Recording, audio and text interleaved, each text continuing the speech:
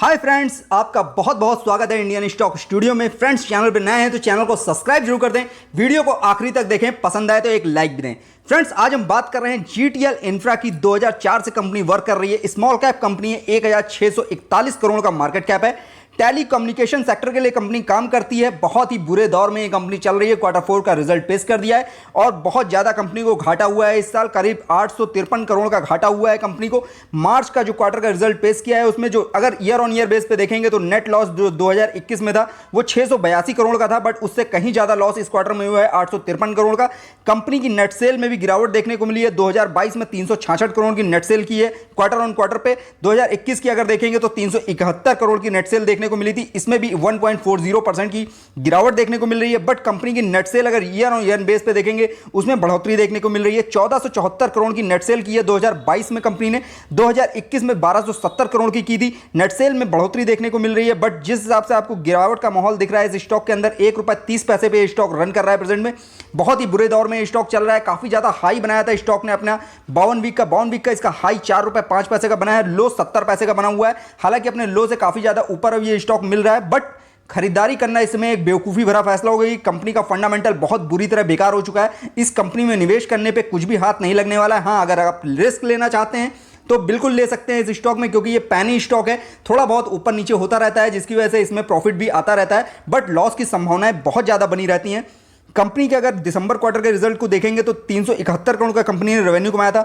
Net profit 199 crore का घाटा था कंपनी को। अर्निंग पर शेयर में भी -15 पैसे की गिरावट थी। उसके बावजूद कंपनी का किसी तरह का कोई फायदा नहीं होता दिख रहा है इस क्वार्टर में भी, और कंपनी लगातार घाटे में ही चलती चली जा रही है। फाइनेंशियल ईयर 2021 जो कंपनी का गया था उसमें कंपनी ने जो रेवेन्यू कमाया था 1409 करोड़ का कमाया था। नेट प्रॉफिट जो था वो -1270 करोड़ का था।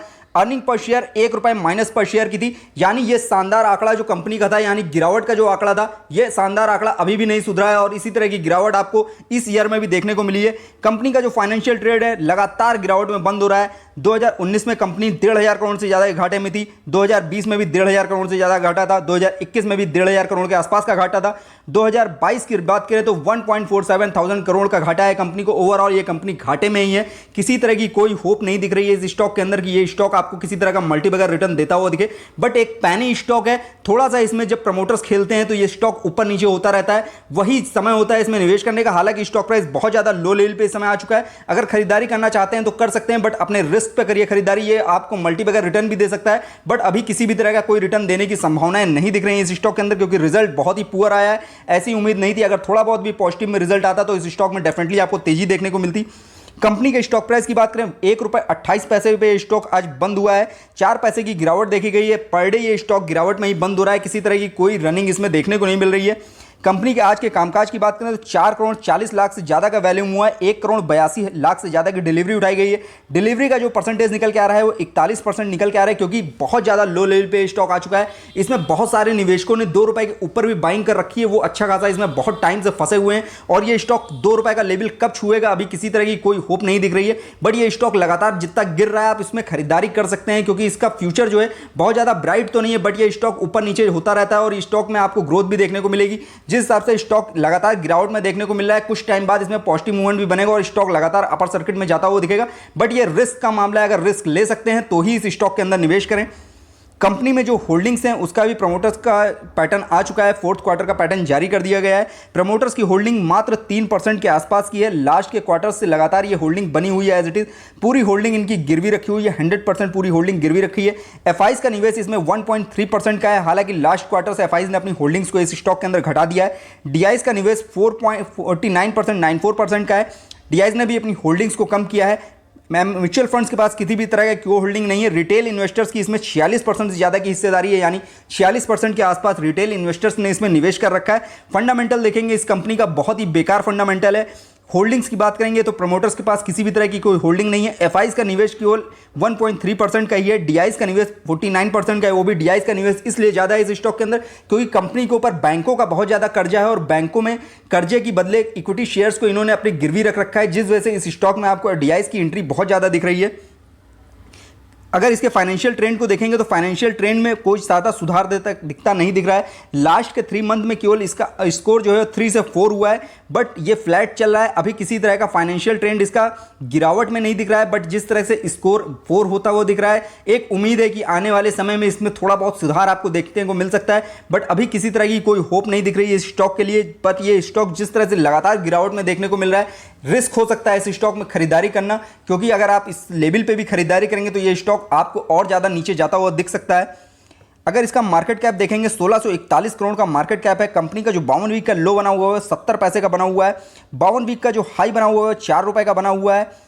फेस वैल्यू 10 रुपए की है। फेस वैल्यू इसकी देखेंगे तो आपको काफ़ी ज़्यादा अट्रैक्टिव देखने को मिल रही है। फेस वैल्यू 10 रुपए होने का मतलब है कि ये शेयर कभी भी स्प्लिट हो सकता है और आपको बोनस शेयर भी जारी करता हुआ स्टॉक आपको दिख सकता है।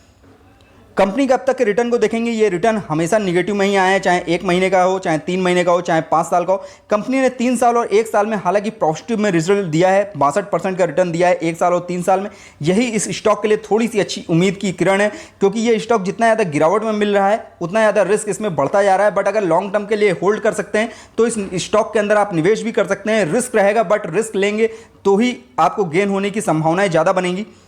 कंपनी के स्टॉक को अगर निफ्टी के स्मॉल कैप से कन्वर्ट करेंगे तो 3 साल का जो रिटर्न निकल के आ रहा है वो 68% का निकल के आ रहा है। वहीं निफ्टी स्मॉल कैप 100 की कंपनियों का रिटर्न 44% के आसपास का आ रहा है। यानी इसमें निवेश करना एक फायदेमंद सौदा भी हो सकता है, बट नज़रिया आपको थोड़ा सा लॉन्ग टर्म का लेके चलना पड़ेगा, क्योंकि स्टॉक में जब गिरावट होती है तो 6-6 महीने 8-8 महीने ये स्टॉक निगेटिव में ही रहता है। पॉजिटिव में बनने की उम्मीदें बहुत कम रहती हैं इस स्टॉक के अंदर।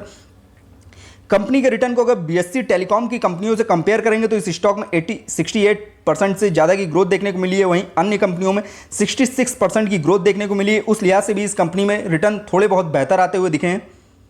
कंपनी में एंट्री पॉइंट देखेंगे तो आपको ग्रीन सिग्नल देखने को मिल रहा है। बहुत ज़्यादा लो लेवल पे स्टॉक आ चुका है अपने हाई से। जो इसका हाई 4 रुपए का बना हुआ है उससे बहुत ज़्यादा लो लेवल पे मिल रहा है। हालांकि जो 52 वीक का लो है वो 70 पैसे का है, यानी ये अपने लो के आसपास ही रन कर रहा है, उससे 60 पैसे ही ऊपर रन कर रहा है। आपको ये लो लेवल पर तक भी जाता हुआ स्टॉक दिख सकता है।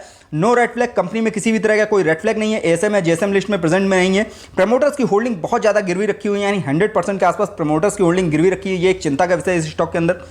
एफडी से रिटर्न को कंपेयर करेंगे तो बहुत ज़्यादा रिटर्न इसका बेहतर तो नहीं निकल के आ रहा है, क्योंकि स्टॉक ने जिस तरह के रिटर्न 3 महीने 1 महीने में दिए हैं वो रिटर्न निगेटिव में ही रहे हैं। बट 1 साल का अगर रिटर्न देखेंगे तो आपको 62% के आसपास का दिखा है। बट डे बाय डे अगर उसको कैलकुलेट करेंगे तो रिटर्न भी आपको गिरावट में ही देखने को मिलेगा। डिविडेंड रिटर्न किसी भी तरह की कंपनी ऑफर नहीं करती है, किसी भी तरह का कोई ऑफर करती हुई नहीं दिखती है, क्योंकि इस कंपनी में लगातार आपको घाटा ही देखने को मिलता है। कंपनी प्रॉफिट मेकिंग नहीं है, जिस वजह से कंपनी किसी भी तरह का कोई डिविडेंड ऑफर करती हुई नहीं दिख रही है। कंपनी के पीरियड लेवल की बात करें, स्टार्टिंग के फर्स्ट टारगेट्स क्या हैं, सपोर्टिंग टारगेट्स क्या हैं, तो पहला टारगेट इसका 1 रुपये 38 पैसे का है, दूसरा टारगेट 1 रुपये 42 पैसे का है, तीसरा टारगेट 1 रुपये 48 पैसे का है। जो गिरावट के टारगेट है इसके 1 रुपये 28 पैसे पे पहला सपोर्ट मिला हुआ है, दूसरा सपोर्ट 1 रुपये 22 पैसे पे है, तीसरा सपोर्ट 1 रुपये 18 पैसे का है।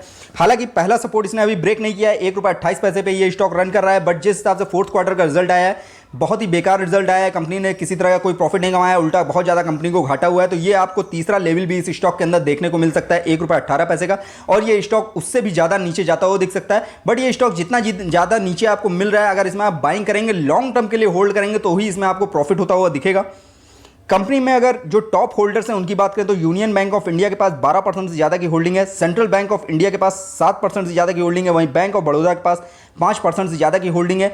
ये सारी कंपनियों में होल्डिंग सिर्फ इस वजह से ज़्यादा है क्योंकि बैंक का जो कर्जा है वो इस कंपनी के ऊपर बहुत ज़्यादा है, जिसकी वजह से बैंक ने इतनी ज़्यादा होल्डिंग्स को इक्विटी शेयर के मामले बदले ले रखा है इस स्टॉक में, जिसकी वजह से होल्डिंग्स आपको इस समय बैंक्स की बहुत ज़्यादा दिख रही है इस स्टॉक के अंदर।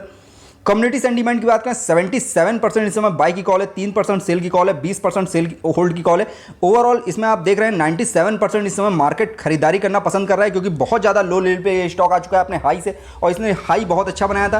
पैनी स्टॉक है, ये स्टॉक जब दौड़ता है तो कई कई दिन तक इसमें अपर सर्किट ही देखने को मिलता है, और जब गिरता है तो सिर्फ इसमें डाउन सर्किट ही देखने को मिलता है। तो अगर इसमें आप निवेश करने की योजना बना रहे हैं तो अपने रिस्क पे लॉन्ग टर्म के लिए होल्ड कर सकते हैं इस स्टॉक को। शॉर्ट टर्म में अभी कोई खास रिटर्न मिलता नहीं दिख रहा है, क्योंकि स्टॉक का जिस तरह से रिजल्ट आया है अभी इस स्टॉक में आपको गिरावट ही देखने को मिलेगी। बट अगर ये स्टॉक आपको 1 रुपये के नीचे मिलता है या 1 रुपये के आसपास मिलता है तो इसके अंदर आप खरीदारी कर सकते हैं। उसके बाद इस स्टॉक में आपको बाउंस बैक देखने को मिलेगा, थोड़ी बहुत ग्रोथ देखने को मिलेगी इस स्टॉक के अंदर आपको।